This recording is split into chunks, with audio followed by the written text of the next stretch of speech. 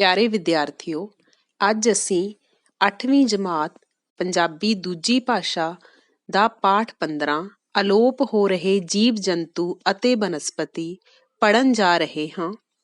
ਇਹ ਇੱਕ ਲੇਖ ਹੈ ਜੋ ਲੇਖਕ ਹਰੇਸ਼ ਕੁਮਾਰ ਸੈਣੀ ਜੀ ਦਾ ਲਿਖਿਆ ਹੋਇਆ ਹੈ। ਮਨੁੱਖ ਜਿਵੇਂ ਜਿਵੇਂ ਜੰਗਲ, ਪਰਬਤ, ਦਰਿਆਵਾਂ ਨਾਲ ਛੇੜਛਾੜ ਕਰਕੇ ਉਹਨਾਂ ਨੂੰ ਨਸ਼ਟ ਕਰ ਰਿਹਾ ਹੈ, ਤਿਵੇਂ ਤਿਵੇਂ ਕੁਦਰਤੀ ਜੀਵ ਜੰਤ ਅਤੇ ਬਨਸਪਤੀ ਲੋਪ ਹੋ ਰਹੀ ਹੈ। ਮਨੁੱਖ ਦੁਆਰਾ ਖੁਦ ਤਿਆਰ ਕੀਤੀਆਂ ਗੈਸਾਂ, ਬੰਬ, ਬਰੂਦ ਆਦਿ ਵੀ ਕੁਦਰਤ ਨੂੰ ਪ੍ਰਭਾਵਿਤ ਕਰ ਰਹੇ ਹਨ। ਪੁਰਾਤਨ ਗ੍ਰੰਥਾਂ ਵਿੱਚ ਅਸੀਂ ਕਈ ਜੀਵ ਜੰਤੂਆਂ, ਬਨਸਪਤੀ ਬਾਰੇ ਪੜ੍ਹਦੇ ਹਾਂ, ਪਰ ਇਹ ਸਭ ਇਸ ਸਮੇਂ ਧਰਤੀ ਤੇ ਮੌਜੂਦ ਨਹੀਂ ਰਹੇ ਤੇ ਲੋਪ ਹੋ ਗਏ ਹਨ। ਇਸ ਤਰ੍ਹਾਂ ਜੰਗਲਾਂ ਦੇ ਖਤਮ ਹੋਣ ਨਾਲ ਪੰਛੀਆਂ ਦੀਆਂ ਕਈ ਨਸਲਾਂ ਖਤਮ ਹੋ ਗਈਆਂ ਹਨ। ਪੰਜਾਬ ਵਿੱਚ ਕਿਸੇ ਸਮੇਂ ਹਜ਼ਾਰਾਂ ਦੀ ਗਿਣਤੀ ਵਿੱਚ ਇੱਲਾਂ ਤੇ ਗਿਰਜਾਂ ਦਰਖਤਾਂ ਤੇ ਬੈਠੀਆਂ ਹੁੰਦੀਆਂ ਸਨ। ਉਹ ਉੱਚੇ ਪਿੱਪਲਾਂ, ਬੋਹੜਾਂ ਤੇ ਹੋਰ ਦਰਖਤਾਂ ਤੇ ਆਲ੍ਹਣੇ ਬਣਾ ਕੇ ਰਹਿੰਦੀਆਂ ਸਨ। ਉਹਨਾਂ ਦੇ ਮੋਟੇ ਆਂਡੇ ਵੀ ਵੇਖਣ ਨੂੰ ਆਮ ਮਿਲਦੇ। ਜਦੋਂ ਕੋਈ ਪਸ਼ੂ ਮਰਦਾ ਹੈ ਤਾਂ ਉਹ ਹਜ਼ਾਰਾਂ ਦੀ ਗਿਣਤੀ ਵਿੱਚ ਮਾਸ ਖਾਣ ਲਈ ਇਕੱਠੀਆਂ ਹੁੰਦੀਆਂ ਤੇ ਘੰਟਾ-ਘੰਟਾ ਆਕਾਸ਼ ਵਿੱਚ ਧਰਤੀ ਤੋਂ 1 ਤੋਂ 2 ਕਿਲੋਮੀਟਰ ਉੱਪਰ ਵੱਲ ਗੋਲ ਚੱਕਰ ਵਿੱਚ ਘੁੰਮਦੀਆਂ ਤੇ ਸ਼ਾਮ ਨੂੰ ਵਾਪਸ ਰੁੱਖਾਂ ਤੇ ਆ ਜਾਂਦੀਆਂ। ਹੁਣ ਇੱਕ ਵੀ ਇੱਲ ਆਸ-ਪਾਸ ਨਜ਼ਰ ਨਹੀਂ ਆਉਂਦੀ। ਮਨ ਦੁਖੀ ਹੁੰਦਾ ਹੈ ਕਿ ਅਸੀਂ ਬੱਚਿਆਂ ਨੂੰ ਉਦਾਹਰਨ ਦੇ ਕੇ ਵੀ ਨਹੀਂ ਸਮਝਾ ਸਕਦੇ ਕਿ ਇੱਲ ਕਿਸ ਤਰ੍ਹਾਂ ਦੀ ਹੁੰਦੀ ਸੀ। ਕੋਈ ਵੀ ਇੱਲ ਹੁਣ ਇੱਥੇ ਮੌਜੂਦ ਨਹੀਂ। ਇਹਨਾਂ ਦੇ ਆਲੋਪ ਹੋਣ ਦਾ ਇੱਕ ਕਾਰਨ ਇਹ ਹੈ ਕਿ ਹੁਣ ਵੱਡੇ ਰੁੱਖ ਵੀ ਮਨੁੱਖ ਨੇ ਕੱਟ ਦਿੱਤੇ ਹਨ ਤੇ ਇਹਨਾਂ ਵੱਡੇ ਰੁੱਖਾਂ ਦੀ ਕਮੀ ਕਾਰਨ ਇੱਲਾਂ ਇਸ ਕਰਕੇ ਅਲੋਪ ਹੋ ਗਈਆਂ ਕਿਉਂਕਿ ਇਹ ਪੰਛੀ 25-30 ਮੀਟਰ ਉੱਚੇ ਰੁੱਖਾਂ ਤੇ ਹੀ ਆਲ੍ਹਣੇ ਬਣਾਉਂਦਾ ਸੀ।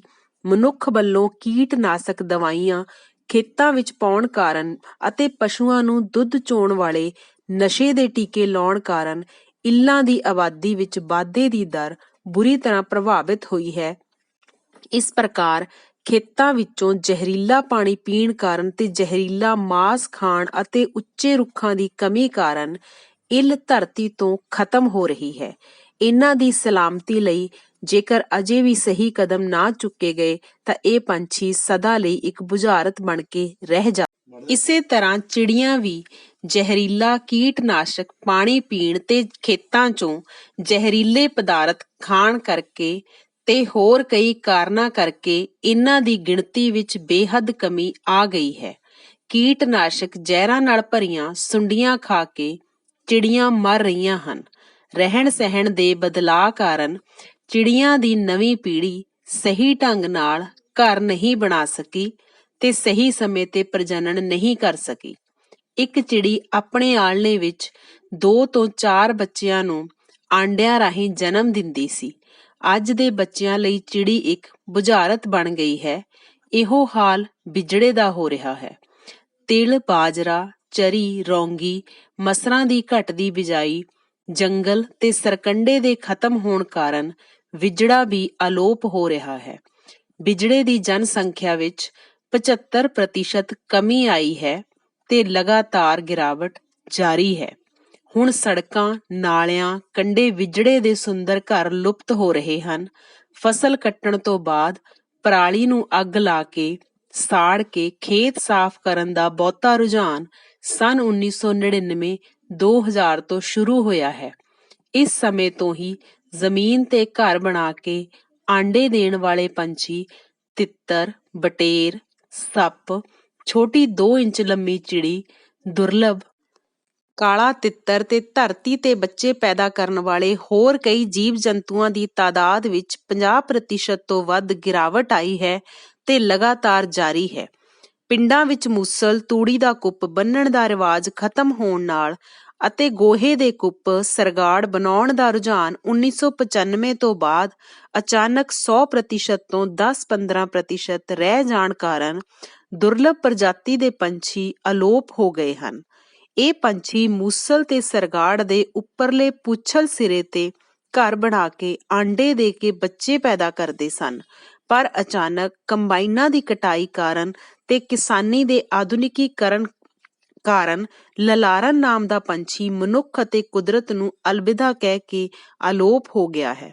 ਇਸੇ ਤਰ੍ਹਾਂ ਬਚੇ ਖੁਚੇ ਅਨੇਕਾਂ ਜੀਵ ਜੰਤੂ ਜ਼ਿੰਦਗੀ ਲਈ ਸੰਘਰਸ਼ ਕਰ ਰਹੇ ਹਨ, ਪਰ ਜ਼ਹਿਰੀਲਾ ਚੋਗਾ ਬੱਚਿਆਂ ਨੂੰ ਖੁਆਉਣ ਨਾਲ ਉਹਨਾਂ ਦਾ ਸਰੀਰਕ ਵਾਧਾ ਸਹੀ ਢੰਗ ਨਾਲ ਨਹੀਂ ਹੋ ਰਿਹਾ ਤੇ ਬੱਚੇ ਆਲਣਿਆਂ ਵਿੱਚ ਹੀ ਮਰ ਰਹੇ ਹਨ। ਇਹ ਸਭ ਮਨੁੱਖ ਦੁਆਰਾ ਕੁਦਰਤ ਨਾਲ ਛੇੜਛਾੜ ਦਾ ਨਤੀਜਾ ਹੈ। ਜਲ ਕੁੱਕੜੀ, ਕਾਂ, ਘਰੇਲੂ ਸ਼ਾਰਕ, ਗੁਟਾਰ, ਤੋਤੇ, ਕਬੂਤਰ ਅਤੇ ਘੁੱਗੀਆਂ ਦੀ ਤਾਦਾਦ ਵੀ ਲਗਾਤਾਰ ਘਟ ਰਹੀ ਹੈ। ਜੰਗਲ ਕੱਟਣ ਨਾਲ ਤੇ ਕੁਦਰਤੀ ਸਾਧਨਾਂ ਨਾਲ ਛੇੜਛਾੜ ਕਰਨ ਨਾਲ ਜੀਵ ਜੰਤੂਆਂ ਦੀ ਨਵੀਂ ਪੀੜ੍ਹੀ ਭਟਕ ਜਾਂਦੀ ਹੈ। ਕੁਦਰਤ ਨਾਲੋਂ ਟੁੱਟਣ ਕਾਰਨ ਉਹ ਸਹੀ ਢੰਗ ਨਾਲ ਆਪਣਾ ਨਸਲੀ ਵਾਧਾ ਨਹੀਂ ਕਰ ਰਹੀ ਤੇ ਨਾ ਹੀ ਸਹੀ ਢੰਗ ਨਾਲ ਆਲਣੇ ਬਣਾ ਰਹੀ ਹੈ। ਇਸੇ ਕਾਰਨ ਉਹਨਾਂ ਦੀ ਤਾਦਾਦ ਵੀ ਲਗਾਤਾਰ ਘਟ ਰਹੀ ਹੈ। ਦਰਖਤਾਂ ਦੀ ਘਾਟ ਕਾਰਨ ਬਗਲਿਆਂ ਦੀ ਤਾਦਾਦ ਵੀ ਲਗਾਤਾਰ ਘਟ ਰਹੀ ਹੈ।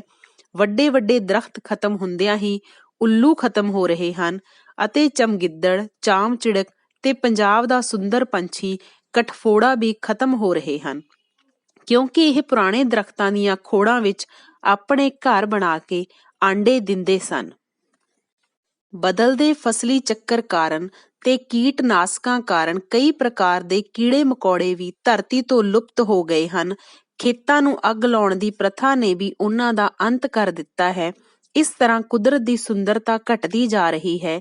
ਵਿਗਿਆਨ ਨੇ ਤਰੱਕੀ ਦੀ ਰਾਹ ਤਾਂ ਦੱਸੀ ਹੈ, ਪਰ ਉਸ ਦੇ ਬੁਰੇ ਪ੍ਰਭਾਵਾਂ ਦੀ ਰੋਕਥਾਮ ਲਈ ਵਿਗਿਆਨਕ ਸੋਚ ਪੈਦਾ ਕਰਨਾ ਬਾਕੀ ਹੈ।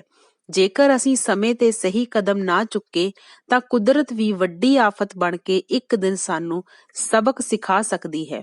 ਜੰਗਲ, ਦਰਖਤ ਅਤੇ ਅਨੇਕਾਂ ਕਿਸਮਾਂ ਦੀਆਂ ਜੜੀ ਬੂਟੀਆਂ ਜੋ ਕਈ ਪ੍ਰਕਾਰ ਦੇ ਗੁਣ ਰੱਖਦੀਆਂ ਹਨ, ਨੂੰ ਵੀ ਮਨੁੱਖ ਖਤਮ ਕਰ ਰਿਹਾ ਹੈ। ਇਹੀ ਕਾਰਨ ਹੈ ਕਿ ਪਿਛਲੇ ਕਈ ਸਾਲਾਂ ਤੋਂ ਵਰਖਾ ਸਾਉਣ ਦੇ ਮਹੀਨੇ ਨਹੀਂ ਹੋ ਰਹੀ।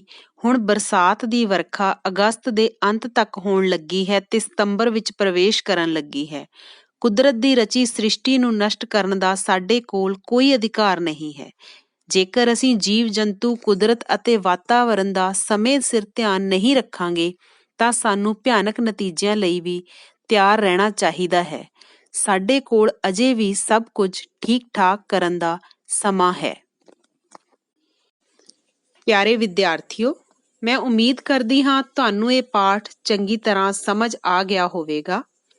ਇਸ ਪਾਠ ਦਾ ਅਭਿਆਸ ਹੱਲ ਅਸੀਂ ਅਗਲੀ ਵੀਡੀਓ ਵਿੱਚ ਕਰਾਂਗੇ। ਉਦੋਂ ਤੱਕ ਤੁਸੀਂ ਇਸ ਪਾਠ ਦਾ ਅਭਿਆਸ ਹੱਲ ਆਪ ਸਮਝ ਕੇ ਕਰਨ ਦੀ ਕੋਸ਼ਿਸ਼ ਕਰਨੀ ਹੈ।